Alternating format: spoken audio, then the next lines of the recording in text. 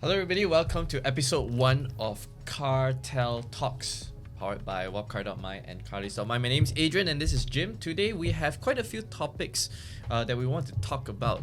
So a little bit of background to first-time viewers of the channel and CarTell Talks. So this is a podcast where we'll discuss everything and anything about automotive, and you guys are welcome to hit us up in the comment section below or on any of our social media platforms. Get in touch and we'll answer any burning questions that you all have about automotive. So Jim, today it's quite a few things. It's quite a heavy day because there are a few new car launches that are coming soon. Namely the most exciting one, the Proton S70, Honda CR-V, the newly launched Smart #1, kononnya Proton's first EV lah. Well, kononnya lah. They're trying to brand it that way, but well, it's just distributed by Proton lah. That's about it. Okay. So yeah, but make sure to subscribe to our video and share this to all of your friends. Now let's go on with topic number 1. You want to go to the S70 first? Yes, so okay. Proton S70, they've just launched it. I've driven it in my full review. I've done it over on my channel. But Jim, I think first things first, that a lot of people need to understand that the Proton S70 is a very important model for Proton. Yeah, that's right. Look, they haven't had success so far, real big success with all their C-segment cars.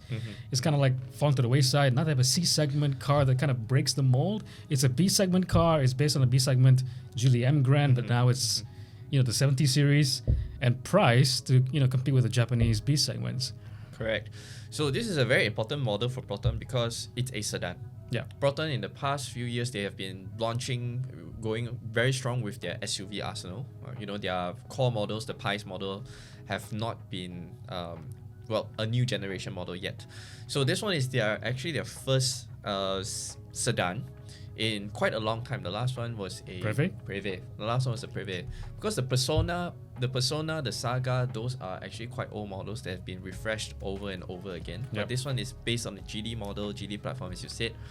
I think first impressions of the car that I've driven, just to recap, I think it's a very solid product. It's based on a great platform, BMA, same like the Proton X50. Yep. And gets powered by a 1.5 turbocharged engine, not the highest output, 150 horsepower, the MPI engine. But Proton is aimed to compete that with Japanese B segment sedans, as you mentioned just now. But I know a lot of people are actually commenting, right? Like, hey, you need a C segment, you should compare with Civic, you should compare with Mazda 3, but Proton is not a conventional brand, kan? Given the price point that they're aiming at and the comparison that they put us through, they are clearly targeting it at the B segment sedans. And you could say that Proton actually has an quote-unquote unfair advantage. Yeah, but they do. When they actually launch as of right now, by the way, we have no idea what the price is, okay, on the S70. But I'm thinking 90K, maybe that's true, maybe it's not true, whatever. Will that sway buyers? Like, would I still, with that budget, would I still consider like a Honda, whatever? Because I still get the same interior space. I might not get the Proton putting like double clutch gearbox and three-cylinder turbo engine and everything. Sunroof. Get one sunroof. Yeah. But actually, you made a very fair point. I think that a lot of buyers who are traditional Japanese cars buyers, they would not look at the S70. They will still go on with their traditional Japanese cars that they are comfortable, familiar with. Yeah. Because owning a car doesn't only comes up with the technology, how the car looks, the space, the the driving feel. There's also after sales, the brand perception, and I'm sure that the S70 will sway quite a number of buyers, just like how the X50 did, swaying buyers towards it. But at the end of the day, there will still be buyers they are very firm and traditional to the Japanese brands because they had a long history with them in terms of reliability, service, after-sales service, parts availability, and all of these factors would come into play when they are deciding between the S70, which is new, quote-unquote, untested. There's a lot of after-sales support that's needed, which Proton will take some time in terms of getting the whole market, the after-sales market, ready for the spare parts. It's only fair, right? They've had problems before. Yeah, it's only fair because it's new, it's it makes sense, right? Logically speaking, it's not that Proton is not trying to do anything. It's just that the Honda City, Toyota Vios has been in our market for how many decades now, right? So the after sales support, OEM replacement, other form of spare parts replacements that are non-original equipment from Toyota or Honda, it's readily available everywhere. But S70, if you go out somewhere and ask, hey, do you have spare parts for S70? After sales, I mean, they probably wouldn't even stock up on all these kind of things. Okay, so we'll move. Before we move on, what do you think the price is going to be? Before I think it's gonna be priced under 100,000. My guesstimate starting price would be 78,800. Ooh, okay. Because I was thinking about 85. Would you pay 85? That's the thing. I thought it'd be quite closely matched. I think like between the, I would say 100, maybe 103,000 at the very most. Maybe they can squeeze it under like 99k, 85 to 99k. If you have the flagship, maybe that's a bigger gulf over there. But the other two, the lower two variants, very closely spec'd, 85, 88, and then you move into maybe 95, flagship X, maybe 100k. So if we look at pricing strategies for cars, right? Sedans are generally cheaper by 10, 15, 20% compared to an SUV equivalent. Yeah. So the SUV equivalent, the X50, right, in Proton's model lineup, X50 starts off at 79. So I think that the entry level S70 would be almost, if not equal, with the X50, because again, it's a naming convention. 50, 70, a 70 cannot be too much cheaper compared to a 50. So it'll probably like start off, but it cannot be too much more expensive either, because both are running on the same platform, same engine. If it's way pricier, I think that doesn't make a lot of sense to buyers. Why want to go for the S70 instead of X50? So I'm thinking that would be the price point, starting off at 78,800. That's a fair price to pay. I feel like a good starting point. Right. But I think it stretches all the way up to 98, 99, 800. That would make it a very attractive price point for the S70. Yeah, Ketelan lah. At least the repayment not so harsh, but you still have a very high quality, high spec product. There are a few people who think that it's gonna go past the 100k mark, like 110, 108. I thought that's what's gonna go. Why? I mean, like, I thought like there must be another reason why they chose the 70 mark to justify the higher price. Is that okay? It's a 6 segment car, therefore we can price it higher than a B segment SUV. But hopefully I'm wrong. Hopefully you're wrong. Yeah. I do wish that you're wrong, because if it's if follows your kind of logic over there, it's gonna be priced similarly to what an X70 would price. That would be crazy.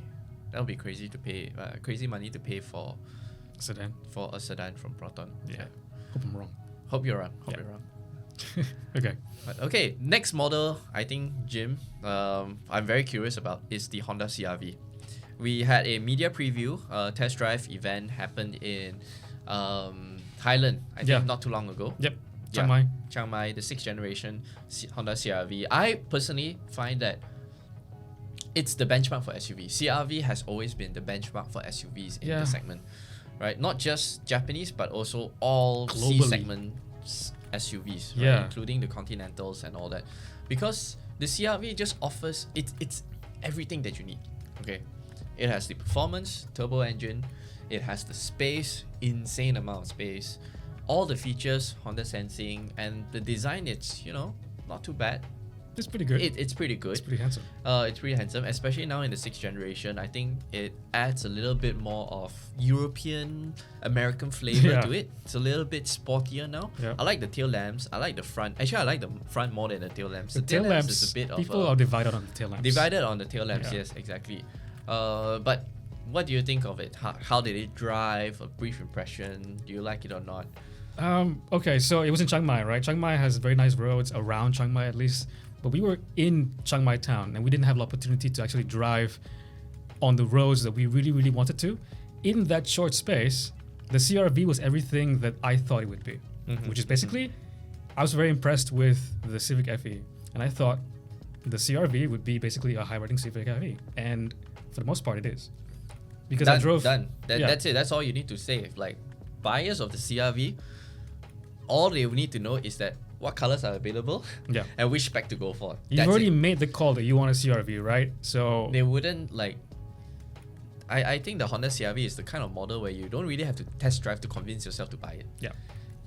It's everything that you need in a family SUV, right? But I think what's very, very curious and a lot of people are on a lot of people's mind is that how much would it price? How much would you think that it's worth paying?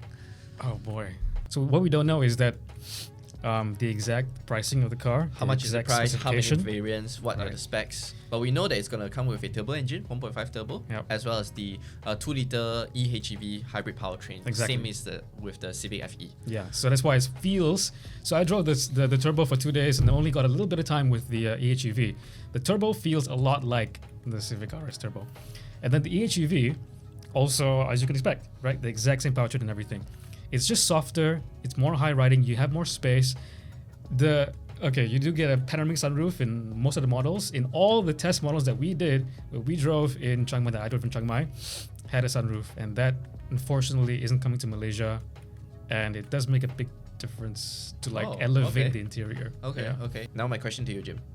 Price. So we know that at least in the RS spec, which is going to be the only hybrid variant in Thailand, you can get a hybrid with no RS spec, by the way. That one we know, like if you convert Thai baht and everything's like 220,000 ringgit. So how much efficiency and how much more value can they extract from local assembly in Pago? I think maybe how much is the starting price of the CRV right now? 170 around there? Right now it's 167. 167. So about 170. But, yeah. I think maybe it'll start at 180. I think it'll definitely want to compete with the Mazda CX-8 on pricing, even though it's a 7-seater in the Mazda and a 6-seater in the Mazda, and a 5-seater definitely only in the Malaysian spec one. Because in Thailand, by the way, they don't want to show this, but it's also the cars we did drive were 7-seater, which is nice. And I'm wondering if that might be like a late game, like maybe next year's revision, facelift, whatever, they'll introduce 7 seats. Because if they're going to price it like that, maybe that's a value add that can Okay, Yeah. so you're targeting between 180 180 to 220. I would say 220. 220. Yeah. Okay. I hope. I mean, I've seen some documents like SAs circulating around. They said that the car is going to price at from 167 Oh. to 190. Okay. Again, purely speculation. We wouldn't know. Hmm. But that gives it around the same price as the Civic FE, slightly 10-15% more than a Civic FE. So I think it's fair price to pay. Yeah, for the money, it's pretty good. Yeah, for the money, it's really, really good Yeah. value for money. Smart #1 gonna near Proton's first EV. I think that's a far stretch to call it Proton's first EV. Yeah. But anyhow, the Smart brand is now distributed by Proton in Malaysia, and I think that they've gotten the pricing strategy really right this time. Yeah. Everyone during the event, which a couple of days ago, it was really, really just when they announced the actual, like they started off with the Brabus. They came down to the entry level Pro, and then I was like, oh, 189. Yeah. Okay. Yeah. Serious. I think the 189 starting price really was pressured by Tesla. I'm sure they had a big faced role. some pressure from Tesla because the estimated pricing when they opened for bookings was 200 to 250. So the Brabus version, I find that 249,000, right? That's the price. Yeah. I think that's actually very good value for money. And I think 60% of the owners they've placed a booking for the Brabus. Yeah. Yeah. Like 60%, right? Yeah, I think it makes sense because the Brabus is, you have, number one, you have the street cred. Number two, you have the performance. And I think that the step up, right, compared to, okay, let's not take the rear-wheel drive model. Sorry, the front-wheel drive model, but the mid-spec one, which is the premium. Oh, they're all Premium real, rate. I think they're all rear-wheel drive. They're all rear-wheel drive. Yeah. Okay, so between the premium and the Brabus version, the pricing is quite near. 219,000. It's like 30K, like 30K 30K. between each variant. Correct. lah. 30K between the mid-spec and the top-spec Brabus.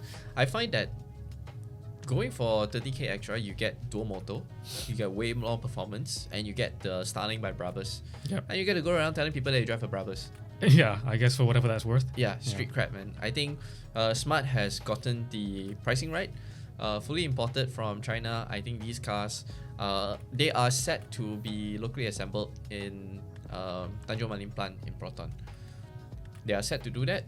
When?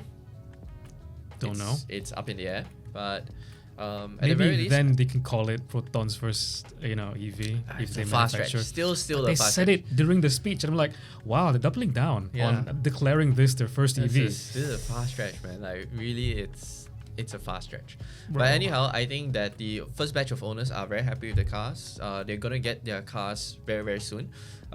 They also have a lot to look forward to because I myself have driven the car in China. And I think it's quite a complete product. I did not get to drive the Brabus. I drove the mid-spec one, which is, I find it's everything that you need in an EV. And It's that one efficient. was the same spec, whatever. as No, it's a premium. Malaysian spec car. Right. It's a Malaysian spec car. So probably one of the displays cars on the stage that day was one of the cars that I've driven in China. Was it yellow? It was yellow, yeah. Okay, I drove there was it, a yellow yeah, one Yeah, there at was a the- yellow one. yeah. Okay, yeah. So it's people should be quite excited about it. Okay, Jim, the last topic for the day, I think this is something that I'm very passionate about. I have a raging fire in me. Okay. What's wrong with people like parking so illegally these days? I think this is a Malaysian thing.